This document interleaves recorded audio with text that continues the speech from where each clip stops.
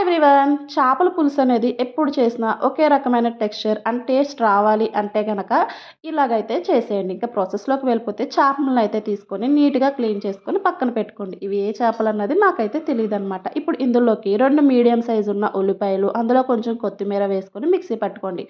అదే ప్లేస్‌లో 2 టమాటాలు కూడా వేసుకొని మిక్సీ పట్టుకొని పక్కన పెట్టుకోండి. అలాగే ఒక పెద్ద నిమ్మకాయ సైజ్ అంత చింతపండును తీసుకొని నానబెట్టుకొని పక్కన పెట్టుకోండి. ఇప్పుడు ఆయిల్ హీట్ అయిన తర్వాత కొంచెం జీలకర్ర, అలాగే మనం పేస్ట్ చేసుకున్న ఉల్లిపాయ, కొత్తిమీర పేస్ట్‌ని కూడా ఇందులో వేసుకొని ఆయిల్ అనేది పైకి తేలిన తర్వాత కొంచెం అల్లం వెల్లుల్లి పేస్ట్ అది కూడా వేగిన తర్వాత టమాటా పేస్ట్‌ని కూడా వేసుకొని చక్కగా ఆయిల్ అంతా పైకి తేలేంత వరకు వేపుకోండి. ఇప్పుడు ఇందులోనే పసుపు, అలాగే మన టేస్ట్‌కి కారానికి సరిపడినంత కారం, ధనియాల పొడి, కల్లుప్పునైతే వేసుకొని చక్కగా కలుపుకోండి. ఇప్పుడు ఇందులో కొంచెం పచ్చిమిరపకాయలు, కరివేపాకు వేసుకొని ఆయిల్ అంతా పైకి తేలిన తర్వాత ఆ మసాలాలు ఏవి మాడిపోకుండా ఉండడానికి నేను మిక్సీ క్లీన్ చేసుకున్న గిన్నెలో వాటర్, అలాగే అల్లం వెల్లుల్లి పేస్ట్ అయిపోయిందనమాట. ఆ డబ్బాలో వేసుకొని ఆ వాటర్‌ని షేక్ చేసుకొని ఇందులో వేసుకున్న.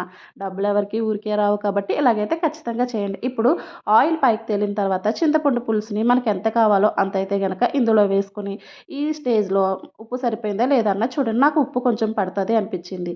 అందుకని ఉప్పు వేసుకున్న తర్వాత మూత పెట్టుకొని ఇలా ఒక్క పొంగు వచ్చిన తర్వాత మనం నీట్‌గా క్లీన్ చేసుకున్న చేప ముక్కలన్నిటిని ఇందులో వేసేసుకోండి. మనకి తలకాయ పట్టేంత అయితే గనక పులుసునైతే వేసుకోవడానికి ట్రై చేయండి. తర్వాత కొంచెం కొత్తిమీరని వేసేసుకొని ఫస్ట్ ఒక్కసారి కదుపుకొని తర్వాత కదుపుకోకూడదనమాట. కావాలంటే సైడ్స్ పుచ్చుకొని కుదుపుకోండి.